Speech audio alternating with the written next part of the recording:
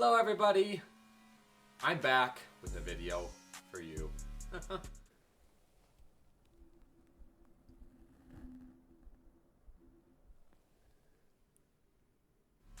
Guys, today we're going to be doing a special video. It's about these things right there. We're finally going to be doing a Star Wars tier list. I've been wanting to do this forever. And we're going to do it today in this video. And you're going to watch it and you're going to like it. Okay, everybody. I know there's a giant ad in the bottom, but I don't know how to get rid of it. So, we're doing every single TV show with the each individual seasons. The one thing that isn't on here is Vision Season 3, but who really cares? Instead of just going by the top here and just dragging these ones wherever we want them to go, we are just going to go category. So we're going to start here and we're going to go all the way up to S. The first tiers haven't watched. So I have not watched any of these. I know I haven't watched the original Clone Wars. I'm sorry. I haven't watched these and I haven't watched these. So obviously we don't really need to talk about them.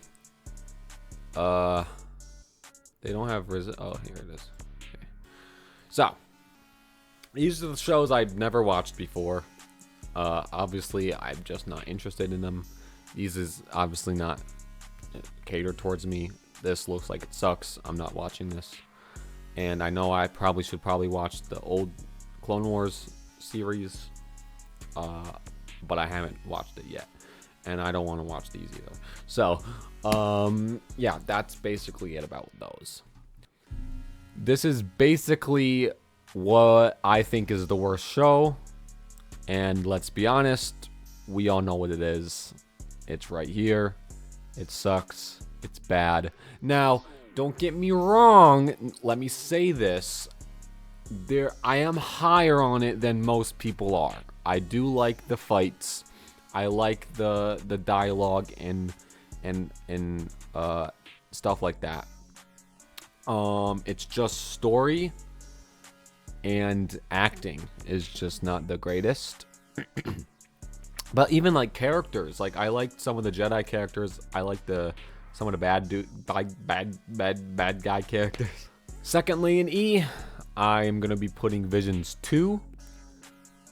If we had Visions 3, I would also put Visions 3 here as well. I do not like either of these two seasons. I do like the first one a little bit more than the other two, but it's not really my thing. Anime really isn't my thing. Okay, and I think that's really it for E. These are the only two shows that I just really do not like. Anyways, let's go on to D. Okay, so this is like, they're alright, but I wouldn't rewatch. But it's enjoyable, like I want to watch everything, right? So that will be Boba Fett, which I'm a lot higher on than most people are. I know a lot of people think it is the worst show in the franchise. I do not think that. Sure, is Boba Fett not how we wanted him to be? We didn't, we wanted Boba Fett to be this bounty hunter guy that's just going and killing people and doing bounties, and right, that's what we thought when we heard of Boba Fett, the show. And apparently this was going to be like a movie, or maybe it was going to be a show before like even The Mandalorian came out. Same with Obi-Wan. I'm pretty sure Obi-Wan was supposed to be like a movie or a show, like how Rogue One and how the Han Solo movie. I'm pretty sure Obi-Wan and Boba Fett were kind of in the same space as when Rogue One and Solo came out. What I'll also be putting in D is Tears of the Empire. I know I said Tears, but it's Tales. It was just boring. I know a lot of people wanted Tales of the Sith or Tales of the Dark Side or whatever. Even when they said that they were going to do Tales of the Empire, I was like, oh, well, you can still do cool characters. And then they chose the two worst characters ever. Not saying that Barriss isn't cool, but I feel like her story was already wrapped up and we didn't really need to see her anymore. And then they put her in here as an Inquisitor, which is cool. Don't get me wrong, like, it was cool to see more Inquisitor stuff. But then her last episode is her going back to the light side. She's old, and then she dies. And then I do not care about Morgan Elsbeth, or whatever her name is. Don't care about her at all. Didn't care about her in The Mandalorian. Didn't care about her in Ahsoka. I don't care about this character. I don't know why they had to make an entire half season of her. And I'm also going to be putting season 2 of The Bad Batch in D as well, which might be a surprise. It's like, oh my gosh, but the finale. Yes, the finale is really good, but there's a lot of filler in here, because it's a lot of these characters that we know already, so you don't need backstory. These characters that we know are now just getting used to being normal. It's the worst of the 3, in my opinion. I know a lot of people didn't like season 3. I actually like season 3, and we'll get to that later. But yeah, season 2 is just like, the first few episodes are just like, oh my gosh, like Omega is just growing up and like being normal and living a normal life, which sure, like, we wanted to know that for clones, but with clones that are literally super powered, I don't think I want to know about that. Season 1 of the Clone Wars. Now people are like, what the heck, dude? This is the first season. Yeah, that's the reason. It came out in 2008. Animation doesn't really hold up to 2026. I'm not saying that's a bad thing. Just saying that if you watch it, it's a little rough. The really only notable episodes are the ones with Yoda. Also, I'm pretty sure the stuff with the Domino Squad, or whatever, Domino Team, whatever we were called, is in there, where Rex and Cody had to rescue Fives and Echo in them. I mean, it's a whole lot of stuff that doesn't really hold up to the other seasons. I mean, at the end of the season, you do get the Ryloth stuff, and the finale is the Cad Bane taking over the Senate, which is cool. I think it's the first introduction of Cad Bane, which is nice. But like I said, compared to the other seasons, it's not. There's only a few notable episodes, and some of those notable episodes, like even the first episode with Yoda, like, it's good, but it's not that good, right? Okay, so I think that's it for D. Now, obviously, if I'm changing my mind, then we can always change stuff around. I'm just first impressions. This is, I think, it for D. Might change, but this is it for now. C is, it's pretty good. I liked it. It's still not the best thing, but I liked it. I'm just gonna start off with an easy one. Season 3 of Mando. A lot of people say this is also one of the worst seasons that Star Wars has done. It's The Mandalorian. I'm gonna like it. It isn't the best. It takes a lot of weird turns. It focuses on Bo-Katan too much, which I like Bo-Katan, but we have had 2 seasons of Din Djarin. Why do we need Bo-Katan to be the lead? I don't know. Focuses way too much on Grogu. I'm getting sick of Grogu. I've explained that rant in my movie video, where I was just like, Grogu is just, I'm getting tired of it. I wish that they would just make him grow up and make him be an actual Jedi Mandalorian person and not just a baby all the time. But whatever. Season 3's there. It's the worst of the seasons, obviously, but I'm a little high on it because it is The Mandalorian. It is written good. It looks good. I also will have Visions season 1 at C. I actually liked Visions, which is why I've wanted to watch the other 2 seasons. If I didn't like the first season of Visions, I probably wouldn't have seen the other 2 seasons of Visions. So that's why it's this high. Well, in my opinion, it's this high, just because it made me want to watch more, right? Now, here is a controversial one. I am putting Andor Season 1 at C. Now, you may think, what the fart is this guy doing? Look, guys, the first few episodes are a little boring. Let's be real. Look, it gets a lot better towards the end, but I don't want to sit through like 5 episodes or 6 episodes of like nothing. Alright, it gets good when the prison starts. Everything before that whatever, dude. I'm also going to be putting Obi-Wan in C as well. I think this is a really good show. So I'm going to put it up actually at the top here. I think this is a really good show. But it is only 6 episodes. It does focus on Reva more than it should. The show's called Obi-Wan Kenobi, not Obi-Wan Kenobi and the Inquisitors. You know what I'm saying? It should have just been Obi-Wan with a little bit of Inquisitors, not a whole subplot with one Inquisitor that we've never heard of before until this show. So, and Leia, obviously, she's a kid. You know, there's kind of certain things that you have to do in a show when you have a kid that's acting in the show. But let's be real,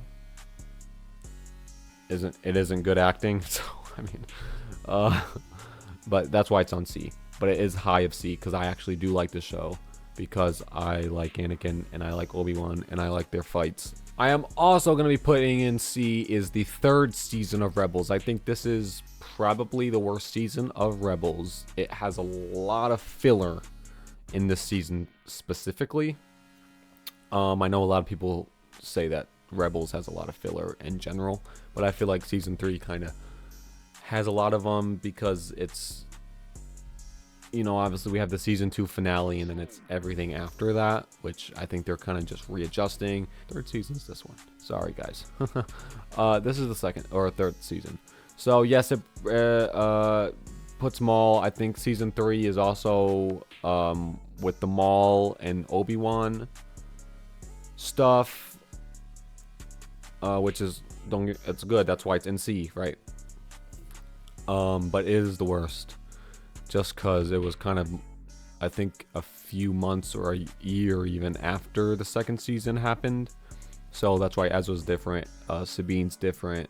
So I know it's a little weird, but I'm also going to put season 2 in C. I know I'm kind of going in order here, but let's be honest, the first, like, 2.5 seasons of Clone Wars, the slow burner kind of pushes. And then, like, middle of season 3, it takes off and it's amazing.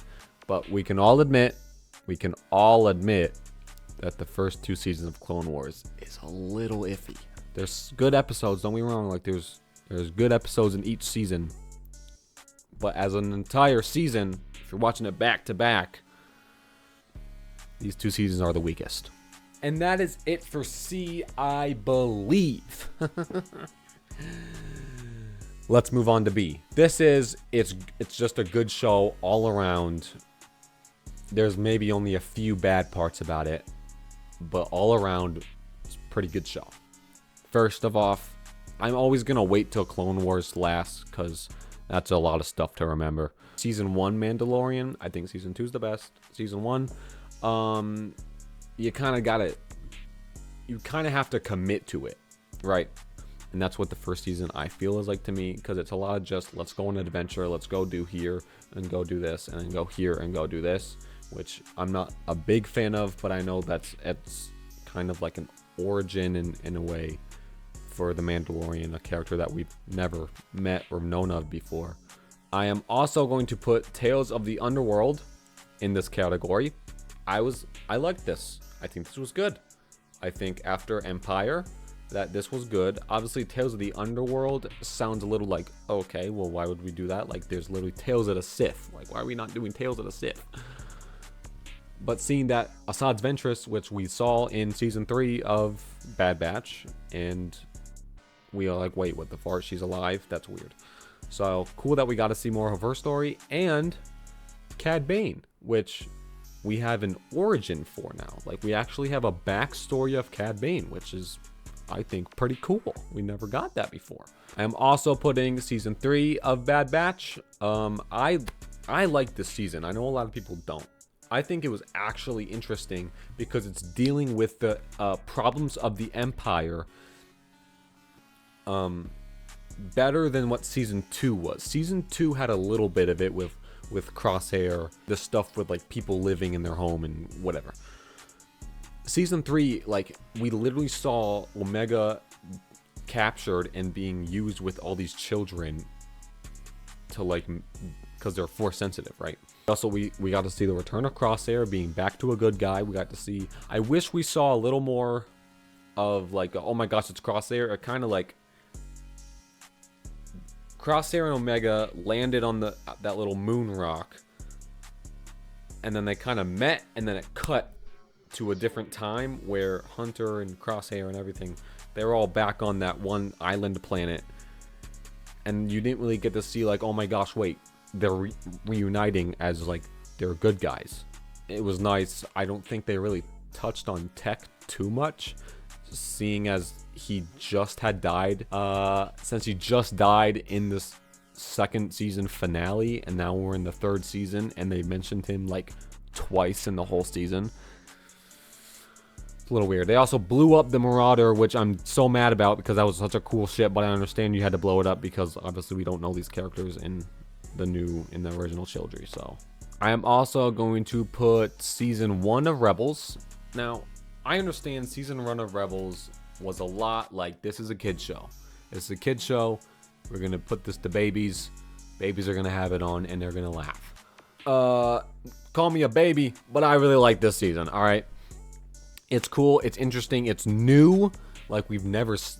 I'm pretty sure this is the first thing Disney made when they bought Star Wars. I'm pretty sure. It might have been The Force Awakens, but I don't remember.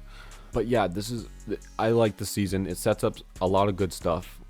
You obviously get to see Ezra and Kanan, and you got to see Hera and how all of their relationships shaped. And with Sabine and Zeb, and you get to see how Ezra and Zeb don't really like each other, and then for some reason there was like a weird tension between Sabine and Ezra, even though they turned out that it was actually just nothing. But in the first season, it seemed like it was going to be something, and then it just didn't turn out to be anything. And then obviously we got to see Grand Inquisitor. Was it the first time we saw the Grand Inquisitor? I think it was. Oh my gosh, that's cool. I think this is also the first time that we learned that he was a Jedi Temple guard, or that might have been season 2. I'm not really remembering. Okay, this one also might be a little controversial, but I'm gonna put season 5 of the Clone Wars in B. Now you might be asking, what the fart, dude? That has Ahsoka's leaving story. That has it has the setup with Maul taking over Mandalore, and how that's gonna work out. You have all that getting set up, but why is it in B? Well, thank you for asking, because there are 4 episodes of this season that are about droids. It could have been 1 episode, could have been 2. You made it 4 episodes of R2-D2 and some rando droids going off on an adventure. 4 episodes. That's basically 2 hours of just droids. I don't like the season 5 because I have to sit through that. If I want to rewatch Clone Wars, I have to sit through 4 episodes of droid adventures. I'm also putting season 3 up there. I know it has like the introduction of Savage, and it has the Mortis gods in it as well. But I mean, just compared to these 3 seasons, like, they have such bangers in them. Like, it's crazy they have such bangers in that, dude. So yeah, I'm putting these here because the first half of the season is a little rough. All right, like I was saying with the first 2, like the first half of season 3 is a little rough, and then it gets a little better. But that's what, like, the first time in Clone Wars where it's like, oh wait, this actually is a little good. Okay, I think that's it for B. Now we're moving on to A. This means that this is a good show. It's just good. It's great. Or I'd say it's great. It's a great season of television. It's a great show. First, I am putting season 2 of Rebels. Great. You have so many things to work off of. You have the last 2 episodes with the Malachor stuff. You have the Inquisitors. You have, Vader and Ahsoka meeting for the first time. You have Maul being introduced for the first time in Rebels, and him blinding Kanan, and Ezra trying to, like, actually learning to be like, wait, no, I can be independent. That's good. It also has the introduction of Darth Vader, as we can see in the little picture here. Darth Vader shows up for the first time, while Ahsoka shows up for the first time. Like it's so, it kind of brings everything together. That I think season 1 was trying to more set up those things, and then in season 2 they kind of was like, here's everything. I'm pretty sure season 2 was also the introduction of Rex coming back as well. Like, that's so peak, dude. That's peak. So I'm putting the first season of Bad Batch as well. Now, despite what people say, first season of Bad Batch is good, man. You have the first episode, which literally, well, I was just talking about Rebels. It deals with the origin of how Kanan escaped Order 66. Good. We got to see Depa for the first time, I'm pretty sure, or maybe not the first time. I think she was in live action, but for the first time in actual on screen, right? And just like the dealing of what is going to happen with the clones. Why are we here? We get to see Crosshair going, even though he has a chip removed, he's still loyal to the Empire because he just wants to be a good soldier, and that's all he wanted to be. And so you would do anything for the Empire, even if it had to hurt one of the other guys. They blow up freaking Kamino. They blow it up. Like, what? That is crazy.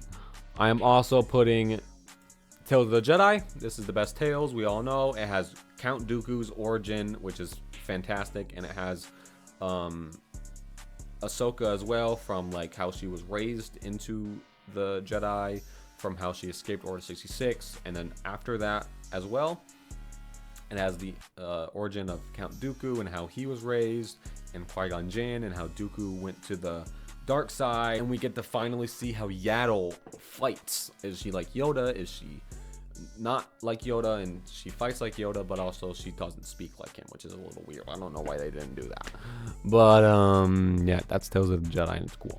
Now we're also putting season 4 at A. This has just so much things in it. You have the return of Darth Maul. Like, nobody ever thought that. Darth Maul's back. You have, I'm pretty sure Umbara is this season. Oh, and then you have the crazy thing where Obi-Wan becomes a bounty hunter and he goes bald. And he almost dies. And well, guys, that leaves one more tier. S tier. Which means it's the best of the best. Let's go see what we have left. Whoa, that's a lot more than I thought. Well, let's start from here and go to the end. Season 6 of the Clone Wars. You have the best arc in the entire show, which is the Fives arc. Oh my gosh, I rewatch it all the time. Seeing how Fives was the only one to figure out about the chips, about the Jedi, about what they're gonna do with the clones. Like, he's the first one to ever figure that out, ever. But yeah, the Fives arc is fire. And then at the end of the season, you get the Yoda, you get a Yoda solo, which, by the way, introduces Darth Bane in canon for the first time. Like, what the heck? It's so good. It is so good. Season 6 is the best season, in my opinion. Although, there is another season that is going to be an S, because the Siege of Mandalore is also so amazing. Seeing Darth Maul and Ahsoka fight, seeing how Darth Maul literally knew about Anakin the whole time, and all he wanted to do was, yeah, he wanted to overthrow and kill Anakin and kill Palpatine and whatever, but he wanted to help. He wanted to help Ahsoka because he knew that Anakin was going to go bad. He knew that Darth Sidious was planning Order 66. He knew all of this. Obviously not in a Jedi way, but he wanted to help.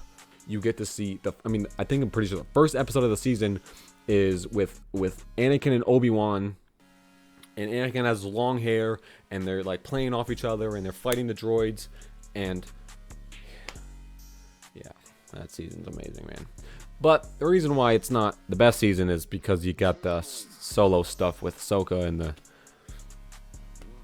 and the when she's fixing things, the ship and stuff.